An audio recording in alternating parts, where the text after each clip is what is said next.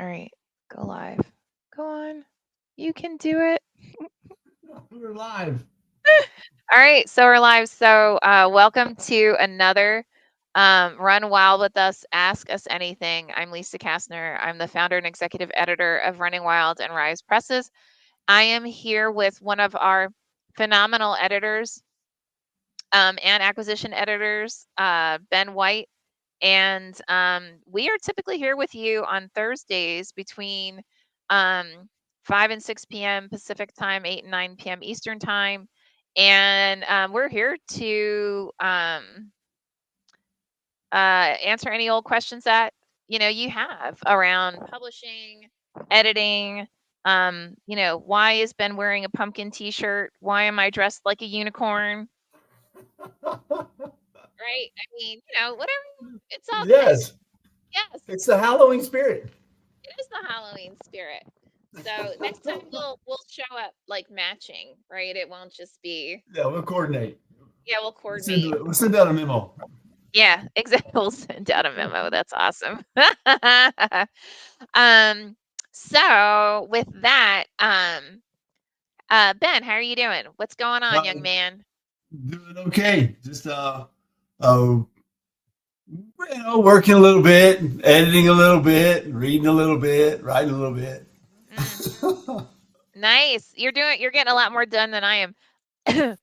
We actually, for those who may not be aware, we just sent out contracts for what was it, 40 novels Yeah. and memoirs and 30 short stories.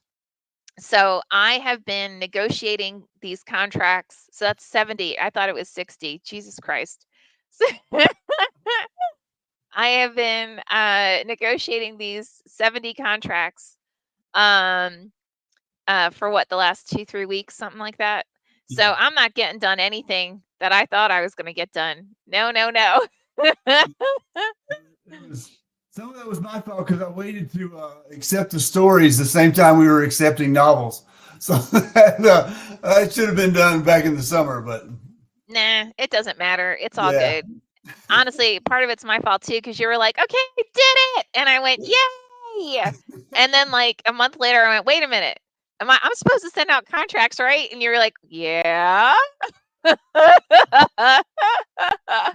like, oops. Well, no, nobody signed a contract, so I'm not going to edit their story. Oh my God, it was hilarious. And we're both like, oh, sorry. So yeah, so we're getting Whose there. process is this anyway? Oh, it's ours. Oh, exactly, right? Like, who made this crap up? Oh, right, we did. Whoops. So, but yeah, but honestly, I'd say 90% of the authors who come back with a lot of questions, they're great questions, right? Oh And what yeah. I love about it is it really reveals the like a lot of the back end of the overall like, so what happens once you wrote a story and now it's getting edited and now it's going to market? Like, what does that mean, right? And what does it mean in terms of like the author getting paid, and what are royalties, and what is an upfront, right? And all that kind of stuff. So I mean, seriously, people are coming in with some really, really, really, really great questions. And honestly, it to me at least, it really demonstrates there's a lot of misinformation out there. um I'm actually on the board of advisors for Drexel University, and we're gonna be announcing the winner of the Drexel Award. I believe it's on November 9th. And what's really fascinating to me is what I keep hearing from the the the broader publishing and like writing world, and even from like Drexel students who are getting ready to graduate. And I keep hearing like, I'm doing everything that I'm told I'm supposed to do. How come it's not, I'm not getting the results that I I I would have thought I should be getting, right? And so then it's like talking through with them, like, okay, what are you doing, and why, what is your end goal? and really kind of talking them through that. And that's when you get to the, okay, like I can help you. I can't necessarily give you the bottom line answer as to like the why, but I can tell you in today's market, like this is what this looks like.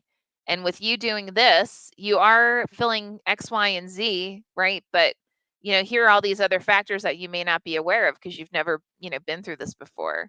Yeah. So, or like maybe you self-published a lot, and so you've got, one experience and you've never worked with a publisher before, so you don't know, like what goes into getting your book to market and into like the Barnes and Nobles and all that, right?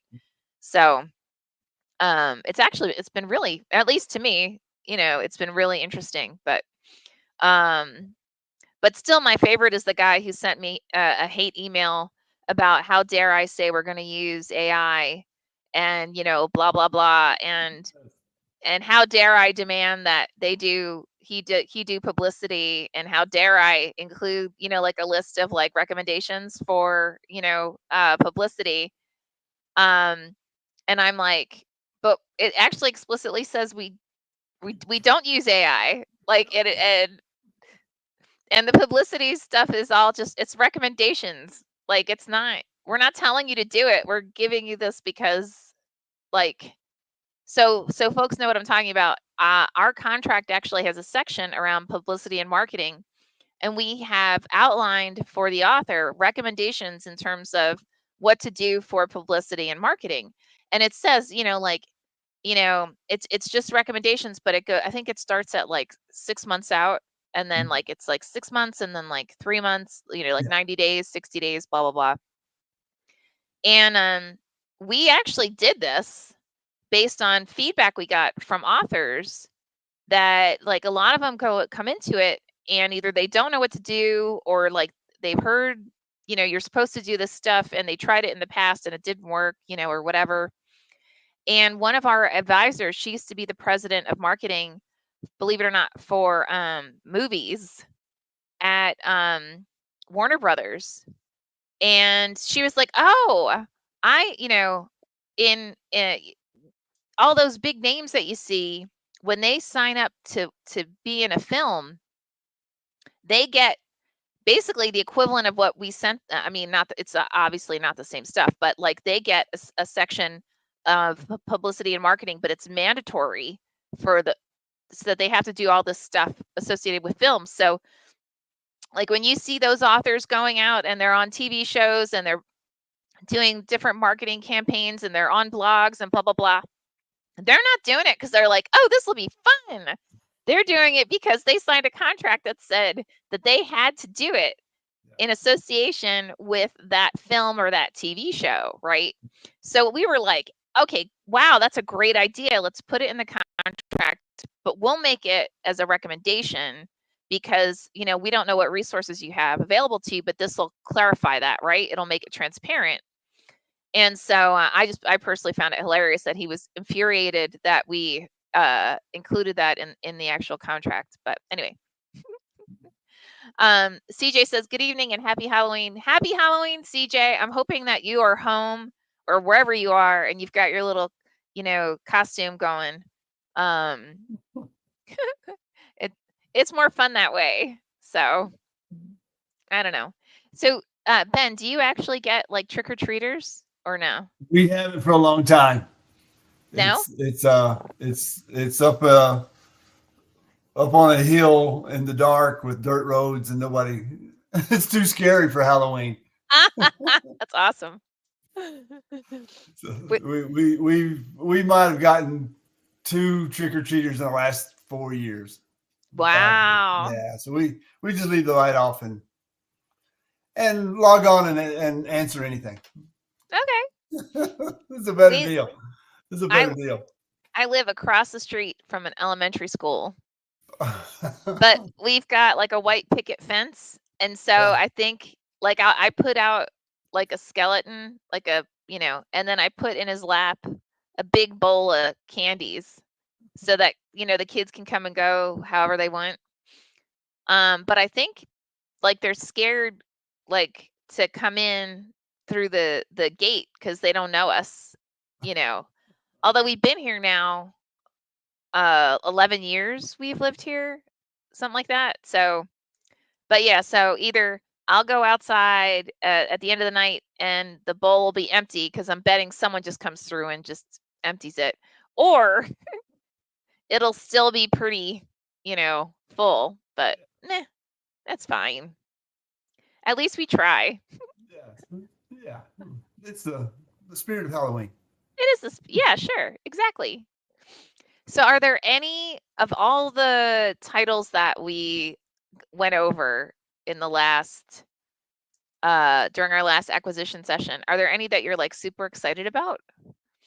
Oh, well, I'm looking forward to it's not a sequel, but it's from a author who did Obsidian Waste Mm, and Rudolfo Cerna. We picked up another one of his books, and I've actually he sent it to me before he submitted it, and so I got a little head start on it. mm. But it was it's not a sequel, but it's an expansion of his dystopian viewpoint and Ah, his got it. perspective on the world as we don't know it. Um, That's and then cool. I'm looking forward to editing the whole title. I don't remember, but it's the Peculiar Ukrainians, Mhm, mhm, and that one seemed interesting to me as mhm. to stand out. But Got it. all in all, we had some great titles and some tough choices to whittle it down and get the ones that we thought collectively we thought were the best. But a lot of the ones that we rejected this time around were a lot of maybe yeses and Mhm, but had potential.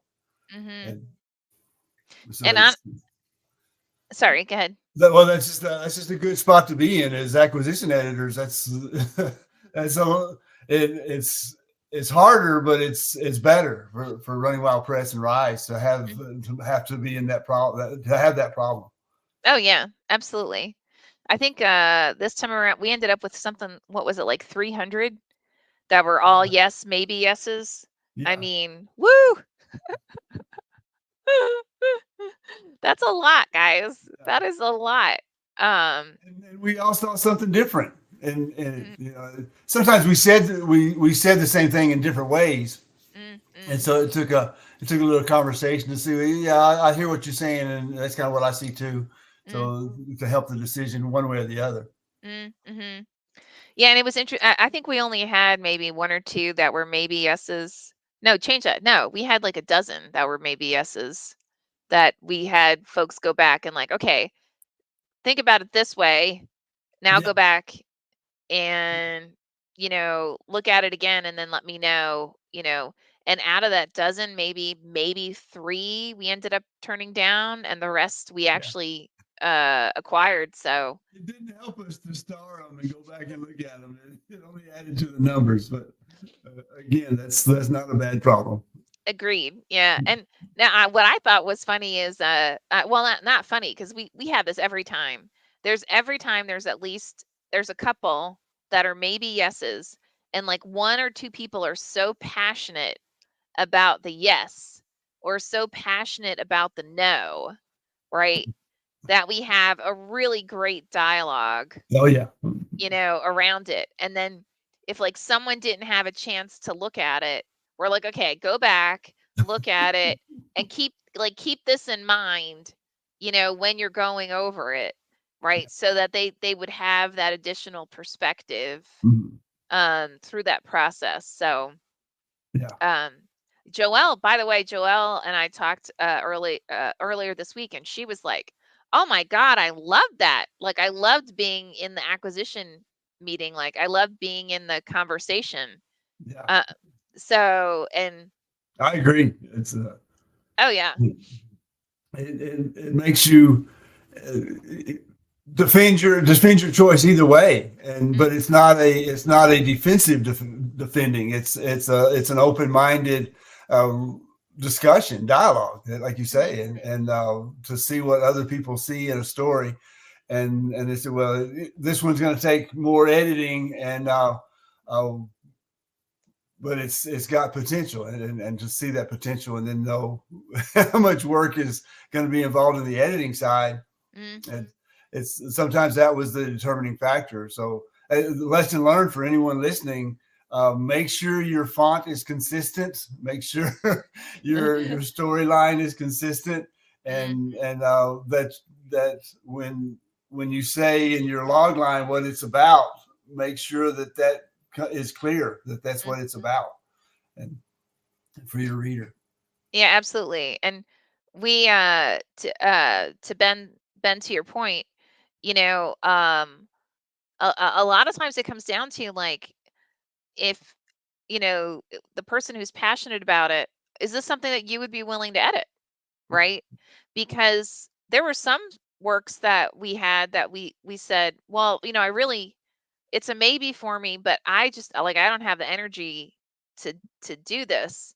And I hate to say this, sometimes it came down to like, have we worked with this author before? Do we know that they would be open to the conversation, right?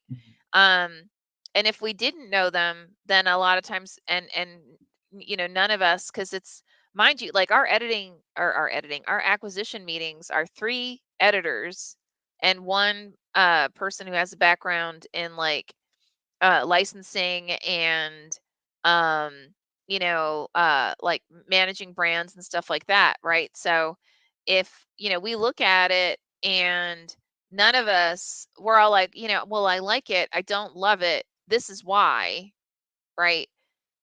Then uh then we may end up turning it down. Now, that said, we've had a few people come back and say, you turned it down, is there any way you could give me feedback? If you're someone that we turn down and you want feedback, you are welcome to ask for it. But as a heads up, I know all of us are so busy. My ask is, A, give us time, and B, no, it's probably going to be pretty high level, right? Um, but in reality, I want to say, oftentimes that's all you really need. You need that high level, like what Ben just mentioned, right? Make sure your font's consistent, make sure the voice is consistent. Um, make sure you're consistent in your storyline, right? Um, like there was one book that and I can't remember if it was from this session or from a previous one, that we all loved the story, but what ended up happening was the point of view kept shifting. Yeah. And we actually accepted the work, but going back to the author and saying, hey, you wrote this in first person, but you're providing perspectives in this that there's no way this character can know it, right? So you need to decide whether this is going to be a first person narrative or a third person close, or like a third person omniscient. And if once you make that decision, then go back and make revisions based on that, right? Because that's going to affect the entire storyline, right? Now, luckily, she got it. Like, she understood that feedback, right? But I have a feeling she didn't. She didn't anticipate it would take as long as it's taking. But I mean, you know, again, you may get a broad stroke feedback like that, but you just need to be willing to revise against it, right? If that makes sense. So, and I know, Ben, you've had times you completely rewrote the damn thing, basically. Sorry, Yeah, go ahead. sometimes the tense changes in past tense to present tense, and in the same paragraph. And Hmm. it's, think about if you had read that, and that's what the editors will tell you they do. They read it as a reader. They edit as a reader at least the first time through. And they say, well, how does it flow? And if it's jumping around and it doesn't need to jump around, or it's not intended to jump around, then that's an issue that needs to be polished. Right. And it can Exactly. be polished before it's even submitted to help your chances Hmm. and help the selection chances. Yeah, exactly. Exactly. And, I think sometimes what happens too is, and we've mentioned this before, you go out, you have your buddy review it, and they love you and they don't want you to be upset. right? So they just say, "Oh yeah, this is fabulous," right? Exactly. 2 thumbs up, right? And then you come to us, and and we're like, "Oh yeah, no," and we'll walk you through why. But again, like, you need to be willing to actually make those changes. Caroline just joined us. She says, "Hey guys, great to see you. Great to see you too, Caroline. As always, lovely to have you on board." So, I go ahead. Sorry. A lot of authors will say, "Well, I had it professionally edited already, so there shouldn't be all that many changes." But it's still another set of eyes that's fresh on your work, and there's always something.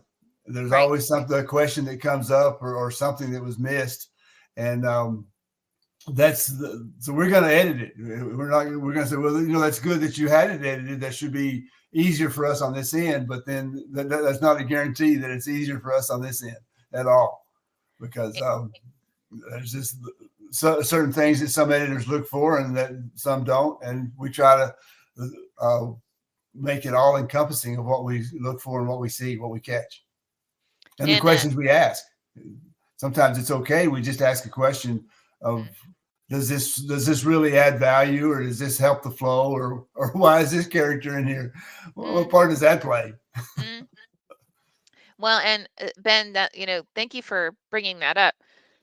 In the last couple months, I've had a few authors approach me because they are revising their work, and they've been approached by different editors who said, "Oh, I can do a professional edit for you," and they'll ask me, like, "Is this worth it?"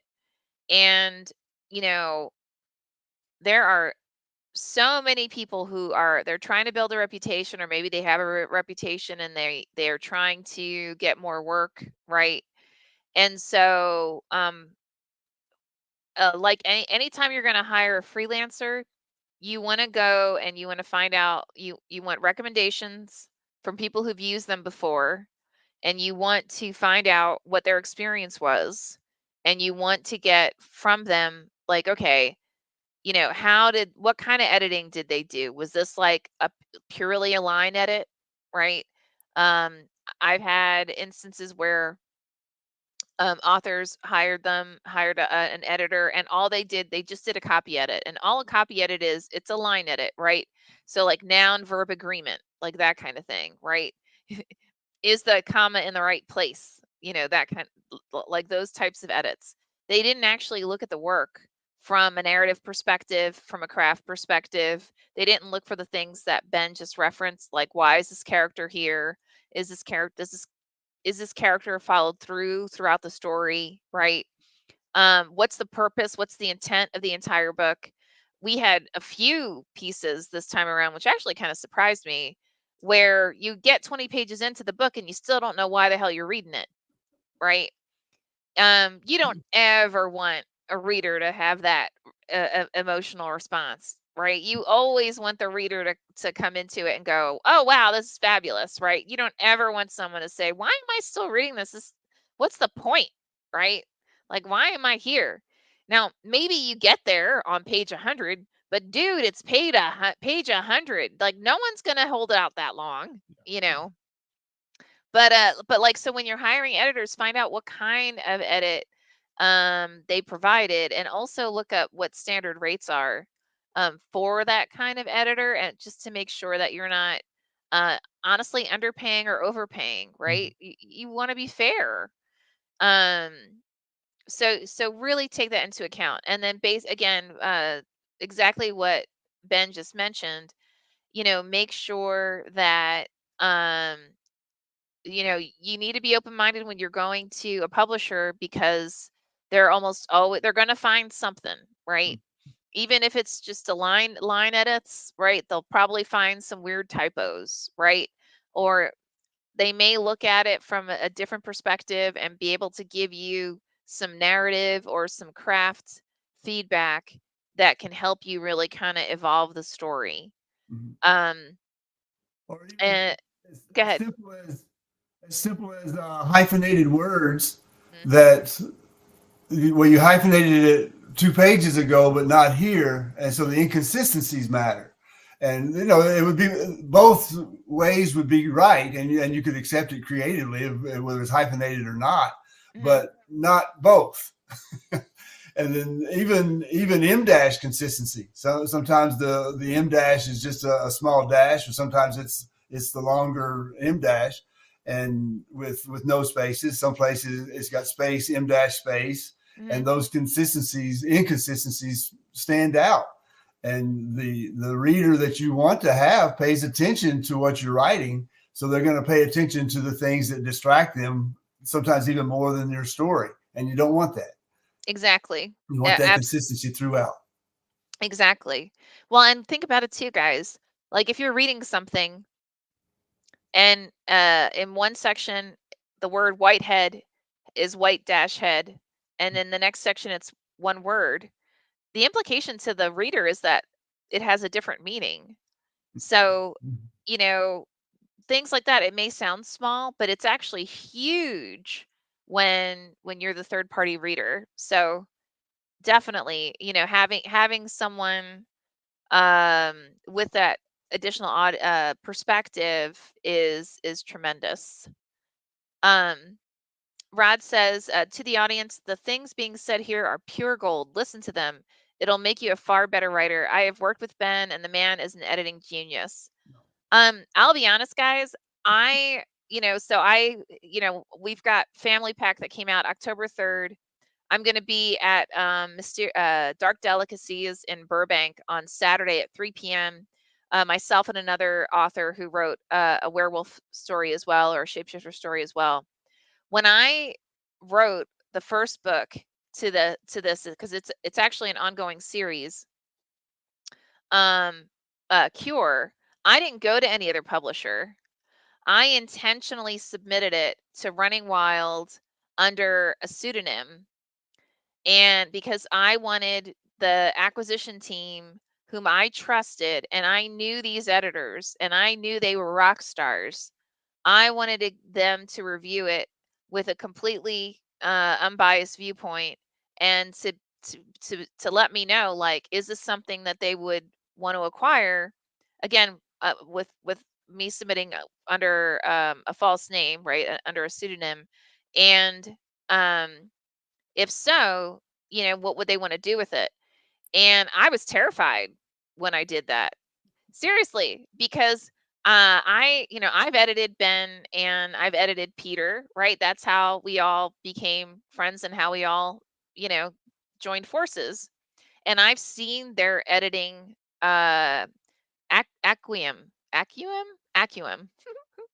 This is what I get for using big words. Okay, so anyway, Yeah. um and I know not only are they rock stars, but they're picky as hell, as they should be, right? Which is why they're both acquisition and, like, regular editors for Running Wild and Rise. And so when they both came back and said, "Oh yeah, hell yeah, we want to acquire this, and I want to be the editor," and I was like, "Oh, thank you, God." I think I like did a combination of a happy dance and tears of joy kind of thing, right? But you really, really, really, really, really, again, this goes back to the our original thing about hiring an editor. Mhm. Even when you're picking a house, you want to make sure, and this is just, and I know every writer watching this is thinking she is full of shit, but listen to me. You want to know that the editor that you are working with, they are skilled not just in line editing, they are skilled in the craft of writing, they are skilled in narrative, they are skilled in storytelling, and they know enough. They are widely enough read that they can give your story, like, take it to the next level. That is what you want, right? I actually have friends. I have a few different friends who are with the large houses where, for whatever reason, they were reassigned from their original editor to a new editor, and the new editor just didn't get it, right? And the recommendations actually made no sense. And in the cases I'm thinking of, I can think of about six. where it was also clear the new editor had never read their work before. So they didn't even know like the pre-existing titles. They weren't aware they didn't get the whole storyline. So um you want people they're going to do that homework. They are going to understand what you're doing. They're going to be familiar with your genres, right?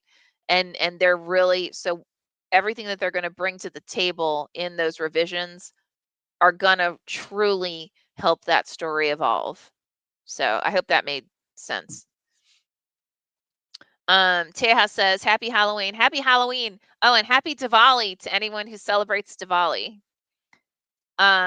Rod says, oh yes, and I am still haunted by Ben's red pen. Well, I mean, technically speaking, it's Ben's track changes, but okay, fine.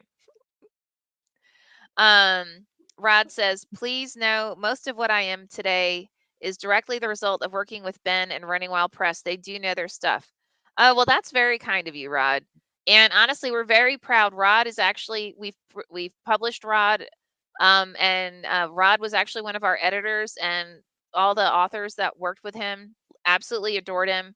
And Rod has gone on to build his own publishing house and his own editing company. So, guys, definitely check out what Rod brings to the table. So, Teja says, "Happy Diwali! Happy Diwali! Awesome, awesome, awesome." I actually, I used to work for a large consulting company, and I managed a team that a good portion of them were actually in India. So I've actually been to India during Diwali. It's pretty kick-ass, guys.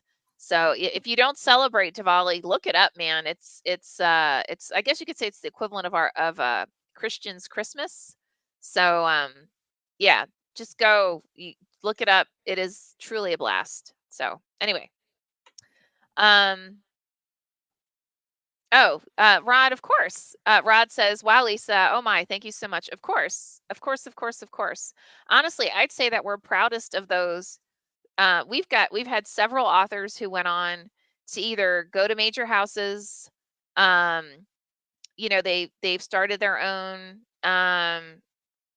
either their own editing business or their own they were able to transition their stories to larger houses and get big deals or whatever. And honestly, we're hugely proud of everyone who's been able to piggyback on the successes that they've had working with us. I all we want is everyone to be happy and successful and joyful and you know um getting the most out of their experience with us. So, although in secret, Ben hates everyone, but that's okay. Now you've done it. Now it's out. Now everyone knows. Oh, oh my gosh. So if you are watching, guys, and because we're already over the half-hour mark, you've only got us for another what, 25, 26 minutes. How'd that 20. happen? I know it's crazy. It's because we're both good at talking. Um, but if you've got any questions, go ahead and toss them into the comments section of whatever venue you are watching us. And if you're watching this and it is not Thursday between 5 and 6 p.m. Pacific time, 8 and 9 p.m. Eastern time, go ahead and toss your questions in the comments section. We always go back and check. And we use this as an opportunity as well. Like if we see thematically a lot of questions coming through, in our day-to-day workings, we'll bring them forward as well because we want to make sure that we are as transparent as possible.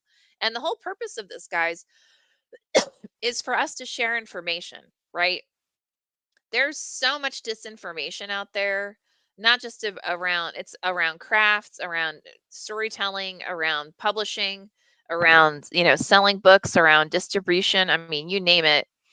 There's so much disinformation, and we really just want to be transparent about it. Minimally we can speak to our own experiences, right? And what we've seen in the creative storytelling world. So ask, can't hurt. At worst we'll ignore you. Yeah. That's just my hate coming through. It's totally your hate coming. It is, yeah. Yep, total.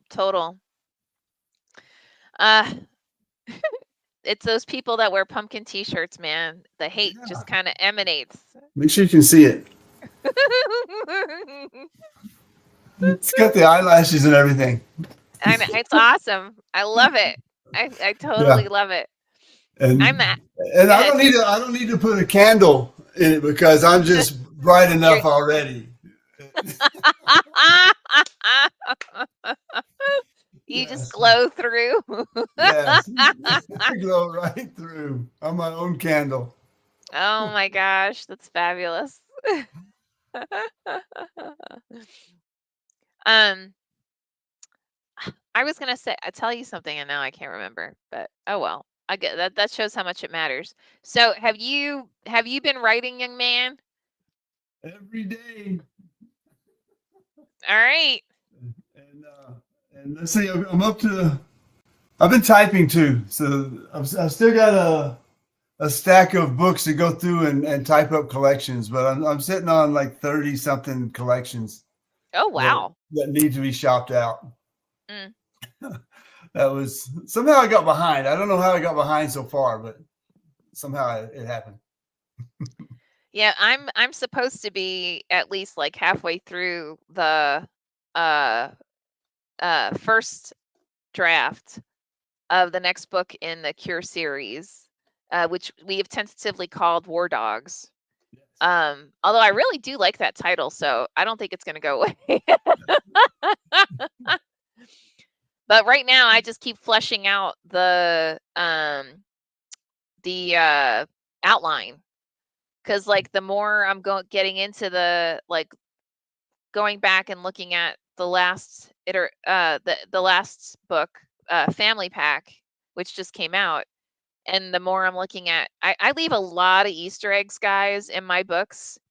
Like Ben can attest to it, because he'll call me and say, "What the hell is this? I know you're doing something."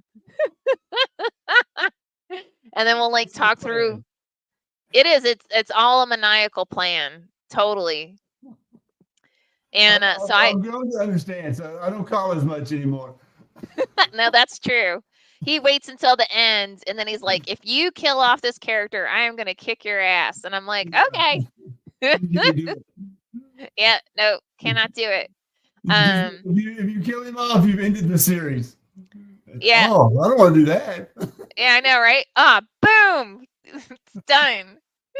So, but yeah, so I just keep going back, and I keep finding my Easter eggs, and I'm like, okay, actually this would be good to pull forward.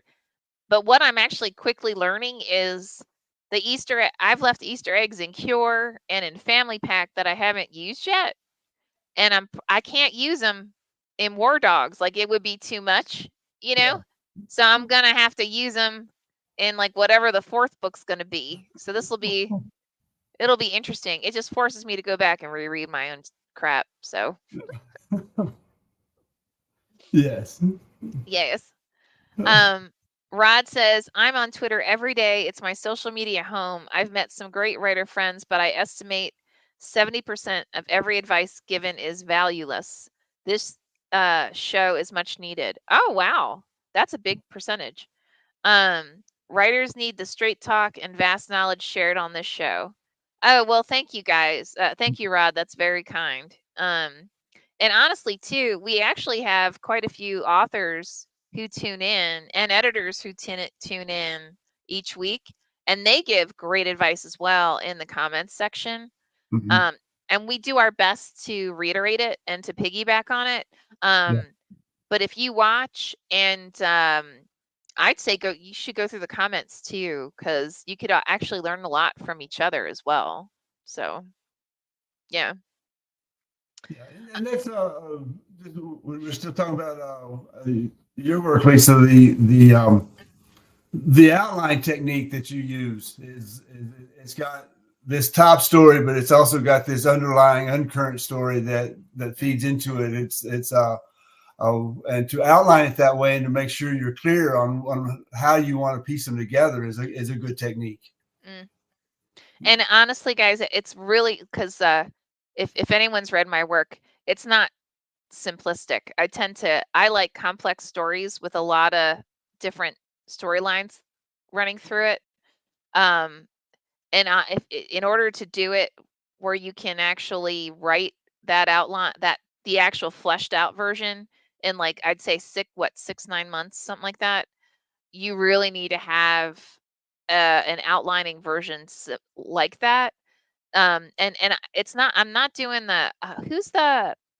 there was this one, was it Tom Clancy who does the super detailed where it turned out that he was actually writing such detailed outlines. It was like 100-page outline and hiring people who could write in a similar voice as his. Was that Tom Clancy? Do you remember? No, I don't remember specifically. Okay. Well, But, anyway, there was an author who did that. So I yeah. don't do that level of detail. I do like, this has to be mentioned in this part. Yeah. And like, this needs to be carried forward in this part. So that way I'm following my own thought process in the narrative. So yeah. But thank you, Ben. Yeah, because Ben gets to see the outline, because sometimes he does come back to me and say, "What the hell is this?" So I'm like, "Here, boom," and then he goes, "Oh, okay, nope, that made sense then." Yeah, and there's some directions for the characters you add in there as well. It's not the story, but it's the idea of where the character is going to go, and which leaves room for the story and leaves room for changes. Even right? How do they get there? That's the thrill of the read. Okay, you know where you want them to get there. Now get them there. Right, exactly. How are you gonna do it? And they have to have some kind of an emotional impetus for whatever it is that's going to go down, right? Yeah. Because if you don't have that, then what happens to the reader is they sit there going, "How the hell did we get here?" Or why did he do blah, right? Yeah. And what happened to the character? Why isn't the character here with me? I lost that character. Yeah, like, how'd we get here? So yeah, I mean, and what's interesting is authors who use similar techniques, they all do that little, like, in the Easter egg, and an Easter egg is just a hint, right? That's all that means.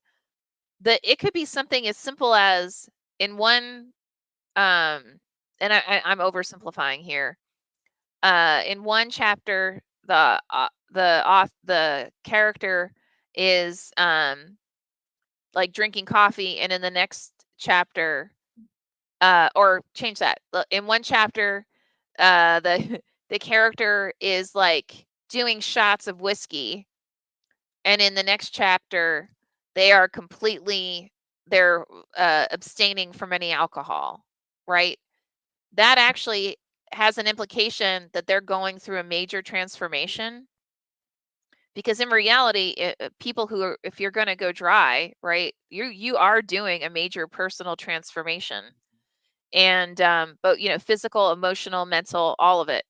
So that is going to, by default, it's going to have to impact the entire story, right? It changes the entire backbone. So it's stuff like that.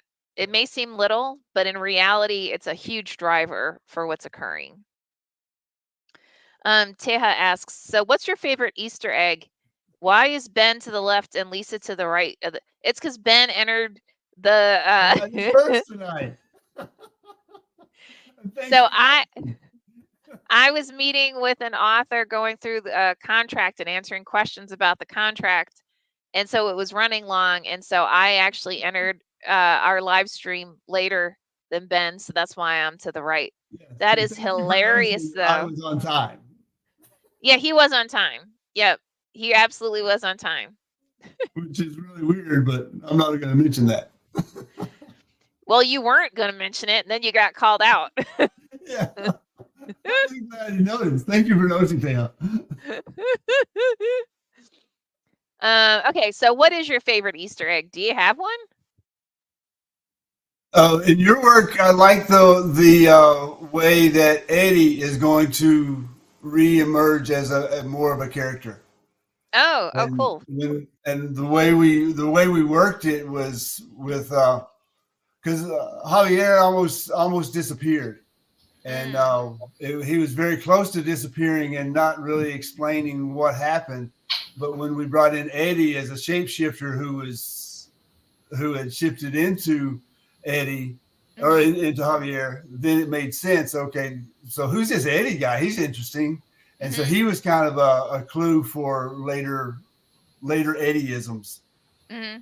Yeah, and later Javierisms. So Yeah, yeah, yeah, and totally. so Javier doesn't disappear because I was gonna. I kind of saw that as being a problem because Mm, it's supposed to be a one time anyway a very close relationship between Luna and Javier.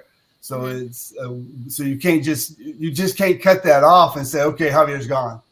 Right. And Yeah. that's not just Lisa's work. That's any relationship you have in a novel, and it's supposed to be tight and meaningful. You can't just sever it. It's got to fade away on purpose Mm, with some meaning. You can't mm. just unless you just kill them off.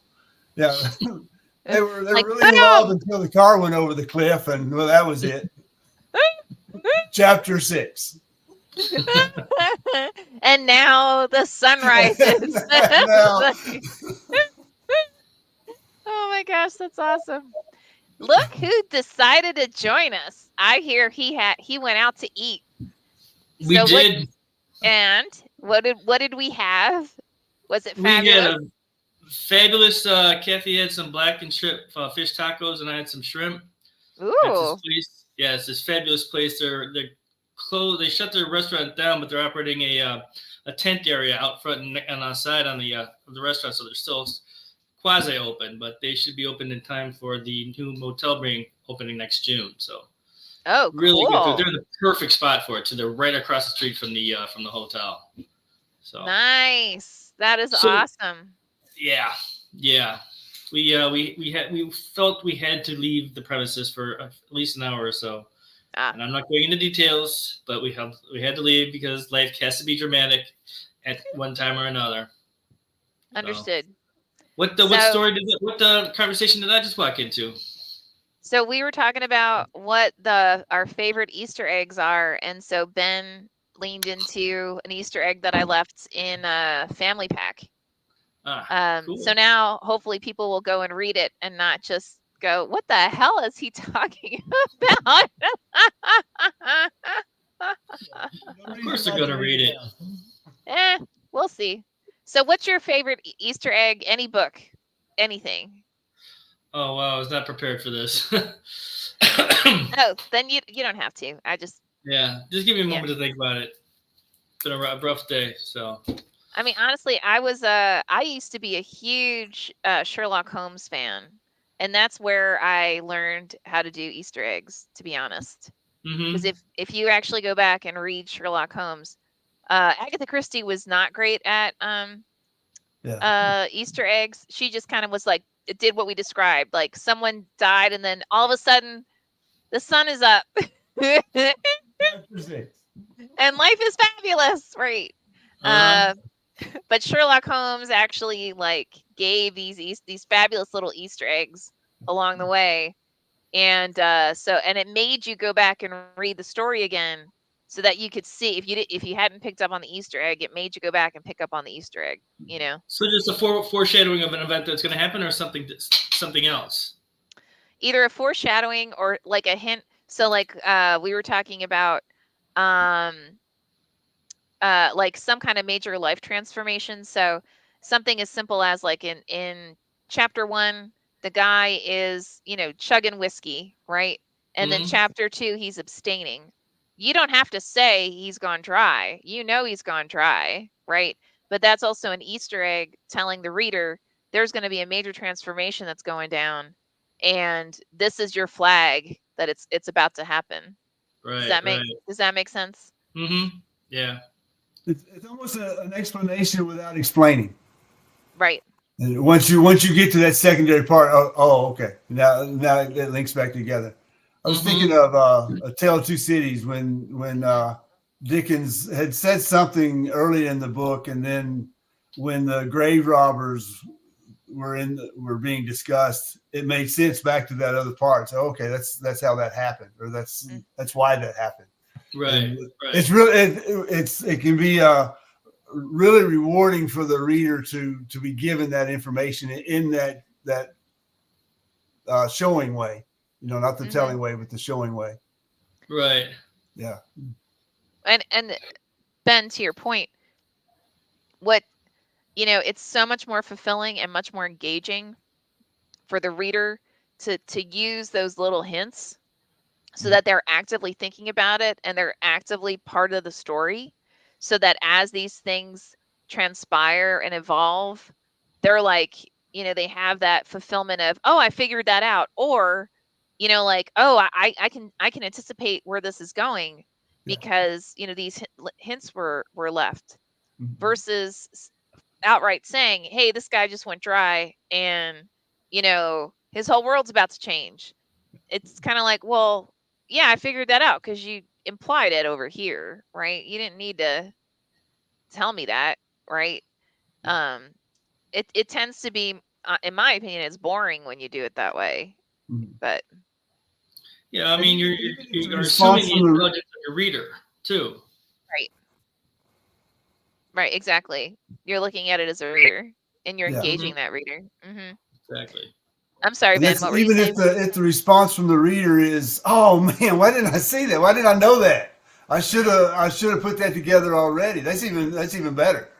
Yeah, because that gets you more involved with the book, more involved with the story, because now it's not just a image on the page. It's something that you are eagerly are attaching to and eager to find out where it would play out in the rest of the novel. Exactly.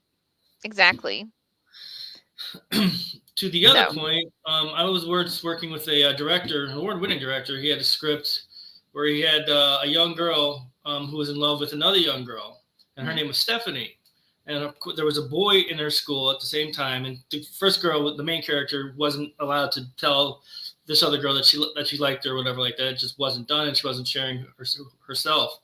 But the popular boy's name was Stefan. So instead of introducing Stefan earlier in the scene or in the story, he just dumps him into this. He's like, this girl. Somebody asks her, "What is she thinking about?" And she starts to say Stephanie, but then she says Stefan or Stefan instead.